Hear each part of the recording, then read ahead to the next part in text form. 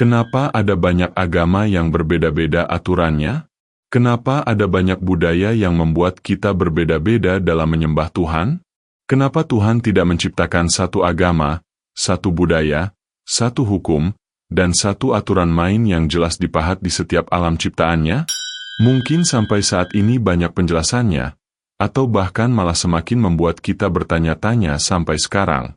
Karena itu, izinkan saya Naro memberikan sedikit sumbangan bagi Sobat Naro sekalian. Sumbangan ini kiranya tidak dimaknai sebagai pelecehan terhadap satu agama atau kepercayaan atau budaya tertentu, sampai kalian menyimak maksud video ini sampai akhir. So, selamat menyaksikan.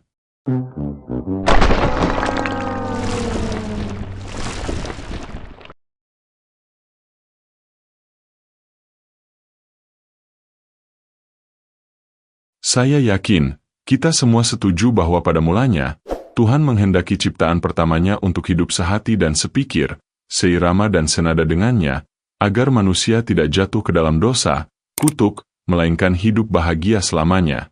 Untuk alasan ini, maka ketaatan kepada apa yang diajarkan Tuhan adalah kunci keberhasilan manusia. Sebaliknya, ketidaktaatan manusia kepada ajaran Tuhan juga berperan dalam mewujudkan adanya perbedaan-perbedaan yang lebih dalam di antara manusia. Dalam kisah yang dicatat pada Sabda Allah, manusia pertama yaitu Adam dan Hawa yang sempat hidup seirama dengan Allah, kenyataan pahitnya harus berubah menjadi tidak lagi taat kepada penciptanya. Sehingga sekarang mereka harus bersusah payah melahirkan banyak keturunan di bumi dan juga bekerja di bumi yang sudah terkena imbas kutuk dosa mereka juga. Tidak berhenti di situ saja, ketaatan keturunan mereka juga dapat kembali dilacak. Ada keturunan yang taat dan tidak taat. Anak pertama mereka, Kain tidak taat kepada arahan Tuhan untuk memadamkan amarahnya terhadap Habel adiknya, ketika dia merasa iri hati atas penerimaan Tuhan kepada korban adiknya. Meskipun sebenarnya Tuhan tidak membedakan bentuk persembahannya antara kambing domba ataupun hasil bumi berupa buah-buahan atau biji-bijian. Tetapi oleh sebab iman, yang dipercaya diturunkan juga dari Adam yang telah mengajari mereka, bagaimana cara memberikan persembahan kepada Tuhan dan apa saja yang telah Tuhan ajarkan langsung kepada ayah dan ibunya, maka bisa dianggap bahwa Kain tidak menaati pengajaran iman dari ayahnya, sedangkan Habel menaatinya. Misalnya, ada penafsiran yang mengatakan bahwa persembahan Kain yang berasal dari hasil tanah itu adalah persembahan yang salah, karena seharusnya Kain tahu cerita ayahnya di mana Tuhan telah mengutuk tanah, sehingga tidak pantas dipersembahkan kepada Tuhan. Ada juga penafsiran yang mengatakan bahwa Habel menghidupi iman yang diturunkan dari orang tuanya, ketika mereka menceritakan bagaimana Tuhan sendiri menyembelih domba untuk pakaian mereka, sehingga Habel mempercayai bahwa korban itu harus dalam bentuk kambing domba. Semua penafsiran ini dapat juga disambung dengan tanggapan kitab Yobel, yang mengatakan bahwa setelah dikeluarkan dari Taman Eden, Adam akhirnya biasa hidup sebagai imam yang mempersembahkan dupa wewangian untuk Tuhan. Di mana dapat kita temukan juga praktik yang lebih lengkap dengan lemak lembunya di kitab Imamat 4 ayat 7 dan 8. Setelah Habel mati oleh Kain, maka Tuhan menghadirkan keturunan baru bagi Adam dan Hawa yaitu Set. Maka Set dan beberapa keturunannya hidup dengan tidak mengawini keturunan Kain yang terkenal jahat.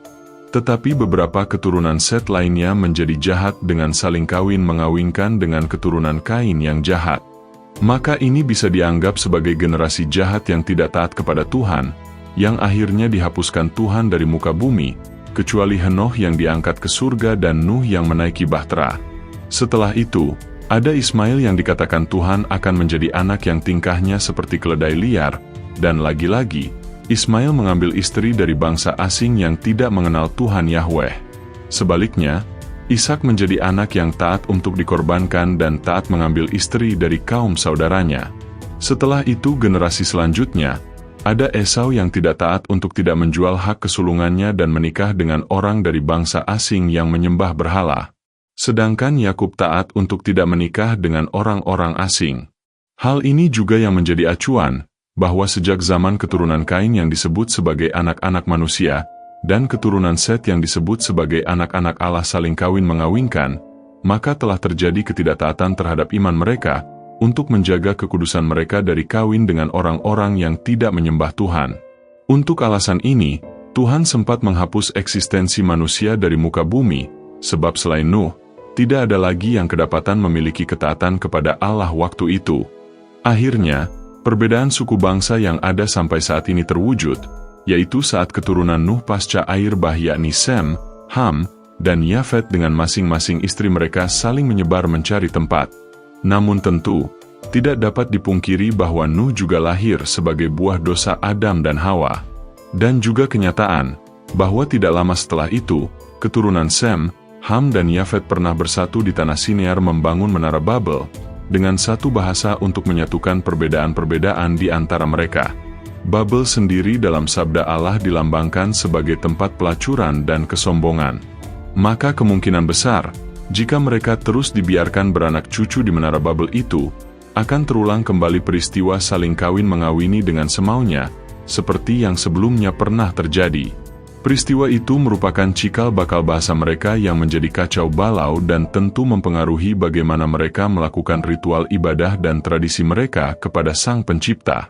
Misalnya, orang-orang Israel di Samaria yang saat ini beribadah di Gunung Gerizim bukan di Yerusalem, karena mereka yakin, melafalkan kata HRY ini, yang terdapat dalam Taurat Kitab Kejadian 49 ayat 26 dengan sebutan, hari, yang berarti gunungku, sehingga mereka menganggap bahwa Gunung Gerizim yang ada di wilayah teritori Yusuf sebagai gunung yang memang dipilih Tuhan sebagai tempat berkat, sehingga sampai sekarang orang Samaria masih menjadikan Gunung Gerizim sebagai pusat ibadah mereka, dan tidak mengakui nabi-nabi yang berasal dari Yerusalem sebagai nabi mereka.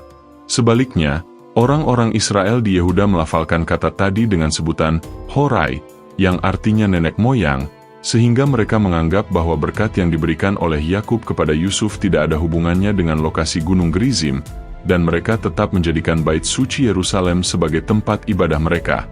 Akibatnya, seperti yang dijelaskan oleh Tuhan Yesus, bahwa keselamatan datang dari Yehuda atau Yerusalem bukan dari Samaria. Sebagaimana ketika Tuhan Yahweh juga bersabda dalam Perjanjian Lama, bahwa ketika terjadi perbedaan dan perpecahan antara Israel Utara yaitu Samaria, dengan Israel Selatan yaitu Yehuda, itu semua adalah perbuatan dan rencana Tuhan sendiri. Di mana setelah itu, akibat dosa penyembahan berhala orang Samaria, mereka dibuang ke bangsa Asyur dan di sanalah mereka mengalami pencampuran bahasa dan budaya dengan orang-orang yang tidak mengenal Tuhan Israel. Jadi, sebenarnya orang-orang Samaria yang salah melafalkan itu, terjadi akibat mereka yang lebih dulu menyembah berhala dan menikah dengan budaya-budaya asing di Asyur. Contoh kedua adalah perbedaan pandangan Islam, di mana mengatakan bahwa Ismail adalah anak sulung yang dikorbankan untuk Allah. Meskipun pandangan ini tidak kuat, karena dalam Quran tidak ditemukan nama Ismail yang harus dikurbankan, hanya ditulis seorang anak yang sabar, yang benar janjinya dan yang disebut Rasul dan Nabi. Nama Ismail yang mereka yakini dikorbankan hanyalah tafsiran yang diberikan oleh para penafsir Quran dan ucapan-ucapan dari sahabat-sahabat Muhammad, yang sangat jauh jaraknya jika dibanding zaman Abraham maupun nabi-nabi Israel. Selain itu, Islam juga melafalkan tanah Moriah tempat Ishak dikorbankan di Israel menjadi tanah Marwah di Arab. Tentu ini membuat Muslim melaksanakan ibadah mereka di Marwah yaitu di Mekah Arab. Karena perbedaan ini, maka sampai sekarang umat Islam yang lahir dari Bani Ismail mengagungkan Ismail sebagai rasul mereka, bukan Ishak.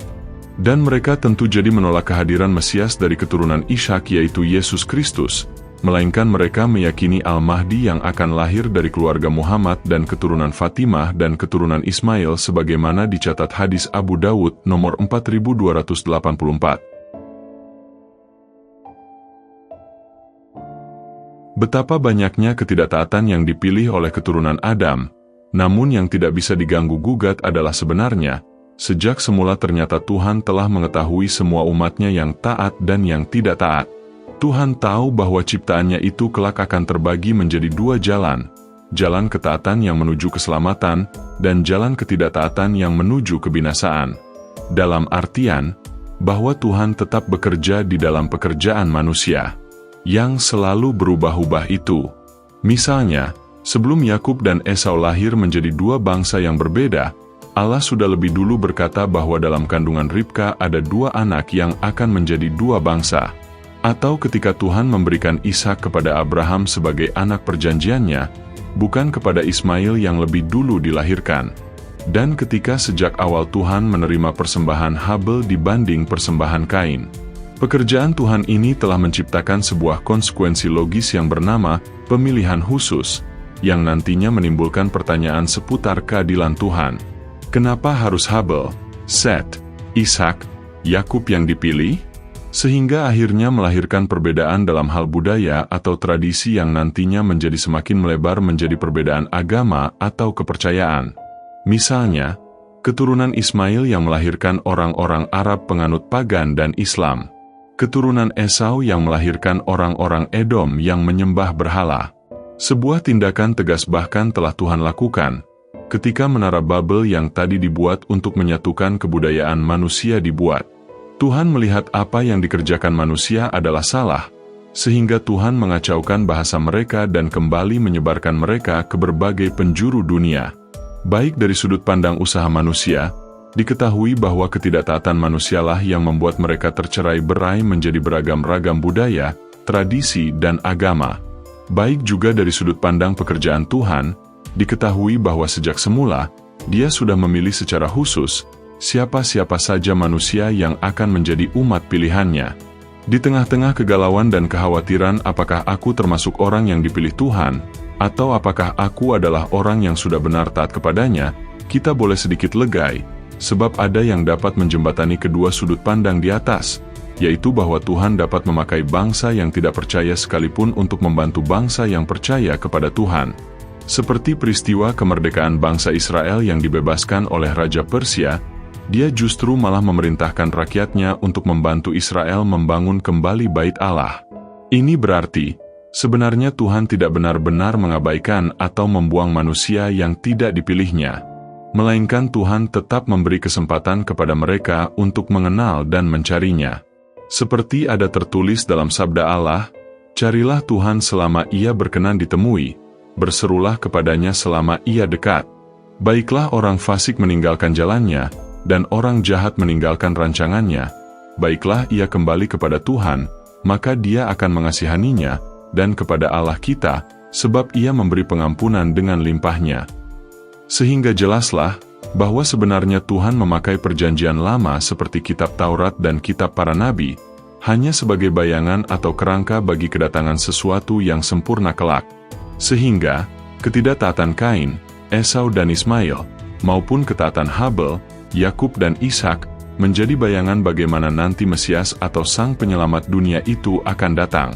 Dalam perjanjian baru, penggenapan dari semua nubuatan di Taurat maupun kitab para nabi adalah setelah Yesus Kristus itu lahir.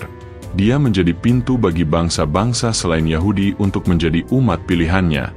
Ketersandungan Israel ketika nenek moyang mereka selalu gagal menaati hukum Taurat, membuat Allah turun tangan dengan menghadirkan anaknya yang tunggal ke dunia yaitu Yesus Kristus, yang lahir tanpa melalui garis keturunan biologis Yahudi, sebab Dia dikandung langsung dari Roh Kudus. Namun yang tetap menyandang keturunan ahli waris Yahudi dan Daud secara tradisi. Sekarang, semua bangsa dapat belajar dari kegagalan Israel itu dan beralih kepada pengharapan yang baru, bukan lagi hukum Taurat tetapi Sang Juru Selamat yaitu Yesus Sang Mesias.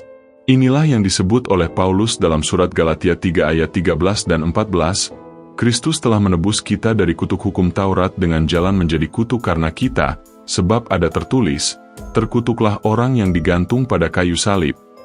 Yesus Kristus telah membuat ini, supaya di dalam Dia berkat Abraham sampai kepada bangsa-bangsa lain, sehingga oleh iman kita menerima roh yang telah dijanjikan itu. Tuhan Yesus juga telah memperlihatkan ketika perbedaan budaya dan bahasa itu dapat dipersatukan. Tetapi ingat, bukan karena pekerjaan manusia lagi seperti di Babel, melainkan melalui pekerjaan Tuhan, yaitu mujizat bahasa roh, yang terjadi pada peristiwa Pentakosta 50 hari setelah Tuhan Yesus Kristus naik lagi ke surga, di mana masing-masing bangsa dapat mengerti bahasa bangsa lain yang bahasanya berbeda, ketika Roh Kudus itu turun ke atas mereka semua. Ya, meskipun awalnya keberagaman atau perbedaan budaya dan agama itu lahir akibat dosa dan kegagalan manusia menaati perintah Tuhan, namun, Allah dapat membuat kegagalan yang buruk itu menjadi keberhasilan yang mulia, yaitu supaya semua bangsa sama-sama mendapatkan jalan kebenaran dan hidup kekal di sorga melalui Yesus Kristus. Sobat Naro, ketahuilah bahwa perbedaan budaya, bahasa, tradisi, bahkan agama, sekarang bukan lagi menjadi aib, penyesalan, atau pertanyaan yang terus harus dipertanyakan, sebab sekarang Tuhan sendiri sudah memakai semua itu menjadi bagian dari rencananya untuk memberikan kita keselamatan di dalam iman kepada Tuhan Yesus Kristus. Kiranya Tuhan mencerahkan kita semua.